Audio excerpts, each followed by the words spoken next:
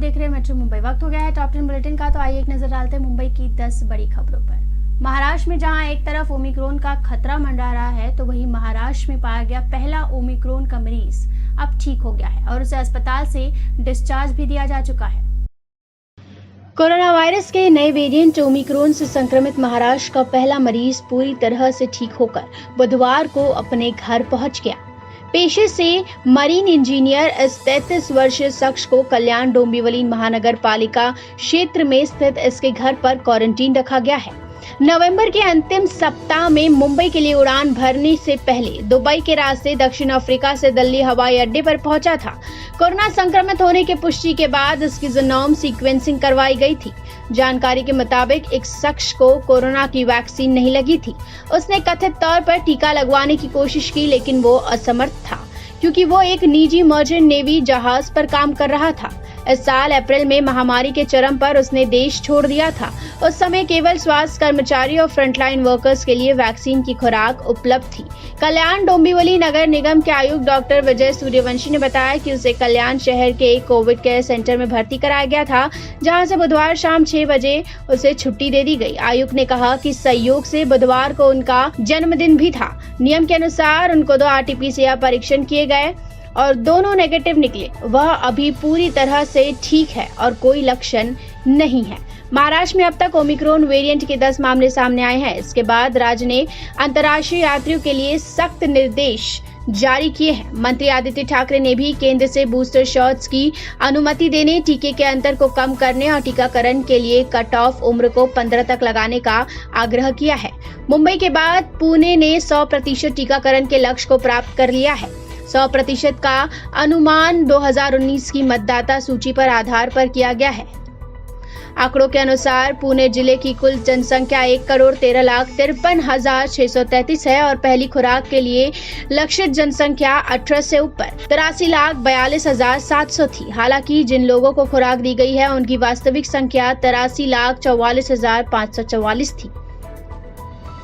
इससे पहले मुंबई में पहली खुराक 100% लोगों को दी जा चुकी है। 73% लोगों से अधिक ने दूसरी खुराक प्राप्त कर ली है। News desk metro. ओमिक्रॉन के खतरे के बीच जहां एक बार फिर से लोगों के मन में लॉकडाउन का डर सा बस गया था, तो वही स्वास्थ्य मंत्री राजेश टोपे ने लोगों को बड़ी राहत दी है और कहा है कि अब राज्य में लॉकडाउन नहीं लगेगा। बुधवार को राज्य के स्वास्थ्य मंत्री राजेश टोपे ने नए कोविड-19 के नए वेरिएंट ओमिक्रॉन के बाद किसी भी तरह के लॉकडाउन की संभावना को खारिज कर दिया है। राजेश टोपे ने कहा कि वो 3T फॉर्मूले के कार्यान्वयन पर ध्यान देंगे। इस फॉर्मूले में कोविड-19 उपयुक्त व्यवहार का पालन करने के अलावा परीक्षण, ट्रैकिंग, उपचार शामिल है। ये बयान उस दिन आया जब महाराष्ट्र ने नए वेरिएंट का कोई भी मामला सामने नहीं आया। कल्याण डोंबिवली के रोगियों में से एक को राज्य में रिपोर्ट किए जा रहे 10 मामलों में से नेगेटिव परीक्षण के बाद छुट्टी दे दी गई है। टोपे ने विस्तार से बताया कि वे अभी तक महाराष्ट्र में किसी भी तालाबंदी, लॉकडाउन के बारे में नहीं सोच रहे हैं। राज्य सरकार की टास्क फोर्स ने ऐसा कोई निर्देश नहीं दिया है। हालांकि उन्होंने कहा कि वे स्थिति पर कड़ी नजर रखेंगे और केंद्र, राज्य टास्क फोर्स और मुख्यमंत्री से दिशा निर्देश का पालन करने वाले प्रतिबंधों पर निर्णय लेंगे। News desk metro Mumbai. Mumbai में आग लगने का सिलसिला नहीं थम रहा है। कल अचानक एक BMW के शोरूम में आग लग गई और 40 BMW की गाड़ियां जलकर खाक हो गई। नवी मुंबई के तुर्भे MIDC इलाके में बुधवार को एक गोदाम में भीषण आग लग गई। आग की चपेट में आने से 40 BMW गाड़ियां स्वाहा हो गई। हालांकि इस हादसे में कोई हताहत नहीं हुआ। दमकल विभाग के एक अधिकारी ने ये जानकारी दी। MIDC दमकल सेवा के मुख्य अग्निशमन अधिकारी RB पाटिल ने कहा कि मंगलवार सुबह करीब 5:30 बजे BMW कारों के शोरूम में भीषण आग लग गई, जिससे वहां खड़ी कारें जलकर खाक हो गई। उन्होंने बताया कि इस हादसे में कम से कम 40 से 50 BMW कारें पूरी तरह से जल गई। आग को बुझाने में दमकल विभाग की 10 गाड़ियों को कड़ी मशक्कत करनी पड़ी और दोपहर करीब 1 बजे आग पर काबू पाया जा सका। अधिकारी ने बताया कि आग सुबह 5:30 बजे के करीब लगी थी। प्रथम दृष्टया आग लगने का कारण शॉर्ट सर्किट बताया जा रहा है। News desk metro Mumbai. Bollywood में जिस कपल की शादी का लोगों को बेसब्री से इंतजार था, कैटरीना और विकी, वो आखिरकार आज शादी के बंधन में बंध गए। एक दूसरे के हमेशा हमेशा के लिए हो गए। विकी कौशल और कैटरीना कैफ के फैंस का इंतजार खत्म हो गया है। आखिर दोनों स्टार कपल शादी के बंधन में बंध गए हैं।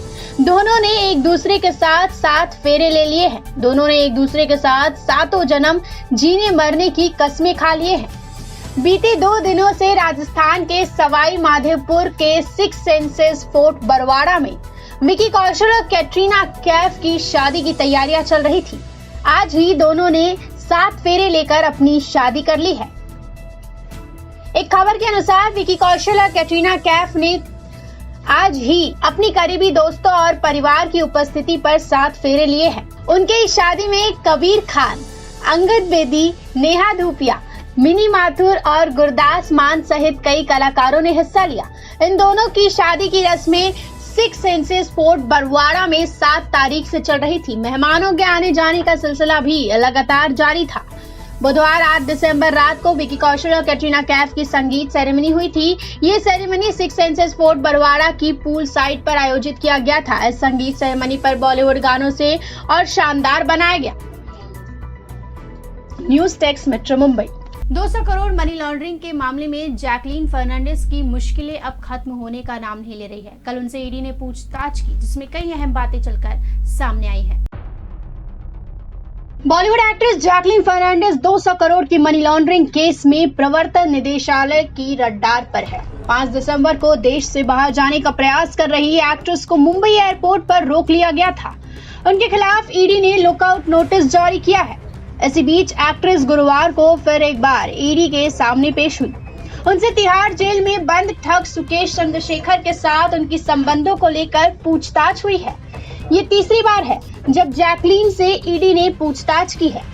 ईडी सूत्रों की मानो तो जैकलीन और कॉनमैन सुकेश चंद्रशेखर के बीच करीबी रिश्ते थे और वो एक्ट्रेस पर पानी की तरह पैसे लुटाता था।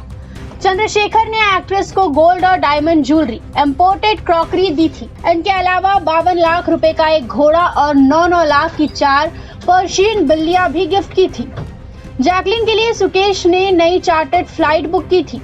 ईडी सूत्रों के मुताबिक चंद्रशेखर ने एक्ट्रेस पर करीब 10 करोड़ रुपए खर्च किए थे। ये भी मामला सामने आया है कि एक्ट्रेस के लिए दिल्ली से मुंबई और फिर यहां से चेन्नई जाने की चार्टर्ड फ्लाइट को भी सुकेश ने बुक कराया था।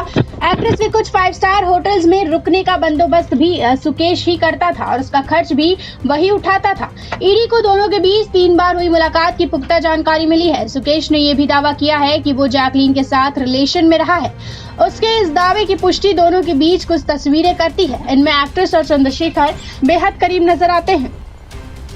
News desk metro Mumbai. Ashish Shelar ने मेयर किशोरी पेडनेकर पर आपत्तिजनक टिप्पणी की थी, जिसके बाद अब मेयर आक्रामक हो चुकी है। मेयर किशोरी पेडनेकर ने आशीष शेलार के खिलाफ मरीन लाइंस पुलिस स्टेशन में मामला दर्ज कराया है। मुंबई पुलिस ने बुधवार रात को भारतीय जनता पार्टी के विधायक आशीष शेलार के खिलाफ शहर की मेयर किशोरी पेडनेकर की शिकायत पर प्राथमिकी दर्ज की है। मुंबई पुलिस ने भाजपा विधायक आशीष शेलार के खिलाफ आईपीसी की धारा 354A और 509 के तहत मामला दर्ज किया है। विधायक आशीष शेलार ने कथित तौर पर 30 नवंबर को एक प्रेस कॉन्फ्रेंस के दौरान उनके खिलाफ आपत्तिजनक टिप्पणी की थी। पुलिस के एक अधिकारी ने बताया कि शिवसेना के नेता पेडनेकर ने दक्षिण मुंबई के मरीन ड्राइव थाने में आशीष शेलार के खिलाफ शिकायत दर्ज कराई थी। उन्होंने बताया कि भाजपा नेता के खिलाफ भारतीय दंड संहिता की धारा 354A और 509 के तहत मामला दर्ज किया गया है। पुलिस मामले की जाँच करेगी। इससे पहले राज्य महिला आयोग की अध्यक्षता रूपाली चाकणकर ने एक ट्वीट में कहा था कि महिला के खिलाफ अपमानजनक भाषा कतई बर्दाश्त नहीं किया जाएगा। बता दें कि 30 नवंबर को वर्ली के गणपतराव जाधव मार्ग पर बीडीडी चौल नंबर 3 में गैस सिलेंडर फटने से आग लग गई थी।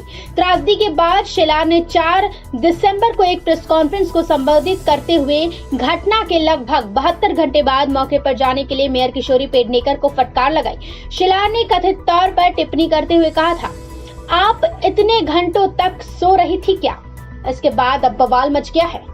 News desk metro Mumbai.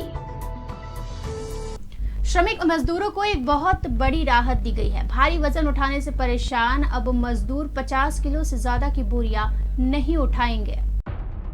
सहकारिता एवं विपणन मंत्री बालासाहेब पाटिल ने निर्देश दिया है कि 50 किलो से अधिक वजन के सामान को श्रमिक ना उठाए। आमतौर पर देखा जाता है कि श्रमिक अधिक बोझ के सामान उठाते हैं, जिनसे उनके स्वास्थ्य पर बहुत ज्यादा बुरा असर पड़ता है। विभिन्न क्षेत्रों में काम करने वाले श्रमिकों के स्वास्थ्य और सुरक्षा को खतरा ना हो, इसीलिए ये कदम उठाया गया है। सहकारिता एवं विपणन मंत्री की अध्यक्षता में मंत्रालय में एक बैठक हुई ताकि यह सुनिश्चित किया जा सके कि श्रमिक 50 किलो वजन का भार न ढोए। बैठक में विधायक शशिकांत शिंदे सहित कई आला अधिकारी मौजूद रहे। विपणन मंत्री पाटिल ने निर्देश दिए कि कृषि उपज मंत्री समिति एवं राज्य के व्यापारी इस बात का ध्यान रखें कि मथाड़ी श्रमिकों द्वारा 50 किलोग्राम से अधिक वजनों के बोरों से माल की आवाजाही न हो। कृषि उपज मंडी समिति में अन्य राज्यों के माल शामिल होते हैं। संबंधित राज्य को भी निर्देश दिए जाए कि वो 50 किलो से अधिक बोरियां न भरे और विपणन एवं श्रम विभाग राज्य की सभी मंडी समितियों को इस संबंध में सूचित किया जाए। News desk metro Mumbai. 2 महीने के अंदर समृद्धि एक्सप्रेसवे शुरू हो जाएगा और लोगों का यातायात और भी सरल हो जाएगा। शहरी विकास मंत्री एकनाथ शिंदे ने कहा कि 701 किलोमीटर मुंबई नागपुर बाला साहेब ठाकरे समृद्धि एक्सप्रेसवे आने वाले 2 महीनों में यातायात के लिए खोल दिया जाएगा। एकनाथ शिंदे महाराष्ट्र राज्य सड़क विकास निगम की भी अध्यक्षता कर रहे हैं। महाराष्ट्र सरकार ने पिछले महीने MSRDC के प्रबंधक निदेशक और मुपलवार को 6 महीने का एक और विस्तार दिया, जो परियोजना का कार्य कर रहे हैं। बुधवार 8 दिसंबर को लोकमत इंफ्रा कॉन्क्लेव में बोलते हुए शिंदे ने विस्तार से बताया कि कैसे सरकार कनेक्टिविटी को बेहतर बनाने और व्यावसायिक गतिविधियों को बढ़ाने के लिए रोडवेज के नेटवर्क को तैयार कर रही है। शिंदे ने आगे बताया कि चूंकि वर्तमान में पर्यावरण एक महत्वपूर्ण घटना है, इसीलिए उन्होंने इस मार्ग के माध्यम से एक ग्रीन जोन बनाया है जो वन्य जीवों के लिए एक अंडरपास है। उन्होंने कहा कि मुंबई ट्रांस हार्बर लिंक सितंबर-अक्टूबर 2023 तक चालू हो जाएगा। News desk metro Mumbai. Mumbai के आज के कोरोना अपडेट का एक नजर डालते मुंबई के आज के कोरोना अपडेट पर। मुंबई में बीते 24 घंटों में कोरोना के 218 नए मामले सामने आए हैं। 103 मरीजों ने इस दौरान कोरोना को मात दी है। एक व्यक्ति की कोरोना के चलते जान गई है। 44,484 लोगों की टेस्टिंग की गई। रिकवरी रेट की बात की जाए तो 97% है। और वहीं अगर एक्टिव कंटेनमेंट जोन की बात की जाए तो मुंबई में एक भी एक्टिव कंटेनमेंट जोन मौजूद नहीं है। सील बिल्डिंग की संख्या 10 है और इस वक्त मुंबई में 1765 मरीज कोरोना से जूझ रहे हैं। News desk metro Mumbai. Omicron के खतरे के बीच मुंबई में अब पूरी तरीके से कोरोना का खात्मा हो रहा है। रिकवरी रेट जहां बढ़ रही है तो वहीं ग्रोथ रेट एकदम से खत्म सी हो गई है। ओमिक्रॉन वेरिएंट के खतरे के बीच मुंबई करों के लिए राहत की खबर है। मुंबई में कोरोना की ग्रोथ रेट सिर्फ 0.02% रह गई है। यह इस बात का संकेत है कि मुंबई में कोरोना खात्मे की ओर है। पिछले कुछ दिनों में प्रतिदिन कोरोना मरीजों की संख्या में कमी आई है, साथ ही रिकवरी रेट बेहतर हुआ है। मुंबई में प्रतिदिन 100 से 200 के बीच कोरोना मरीज मिल रहे हैं। बीएमसी के अतिरिक्त आयुक्त सुरेश ककानी ने कहा कि काफी हद तक कोरोना पर काबू पा लिया गया है। मुंबई में तेजी से हुए वैक्सीनेशन के यह संभव हुआ है। नए वेरिएंट के आने के बाद बीएमसी उससे निपटने की तैयारी कर रही है। किसी को घबराने की जरूरत नहीं है। रिकवरी रेट भी 97% है। सभी लोग कोरोना प्रोटोकॉल का कड़ाई से पालन करें। कोरोना की रफ्तार बढ़ रही है या कम हो रही है, इसका अंदाजा ग्रोथ रेट से लगाया जा सकता है। मुंबई में ग्रोथ रेट गिरकर 0.02% रह गया है। मुंबई के 8 ward Andheri west, Bandra west, Goregaon, Colaba, Mulund, Grant Road, Bhandup व चेंबूर में ग्रोथ रेट 0.02% है। मुंबई में पहली बार कोरोना का डबलिंग रेट 3000 दिन को पार कर गया है। News desk metro Mumbai. तो ये थी मुंबई की 10 बड़ी खबरें और आप देख रहे थे टॉप 10 बुलेटिन। रोज रात 10 बजे मेरे साथ देखिए मुंबई की टॉप 10 बुलेटिन सिर्फ मेट्रो मुंबई पर।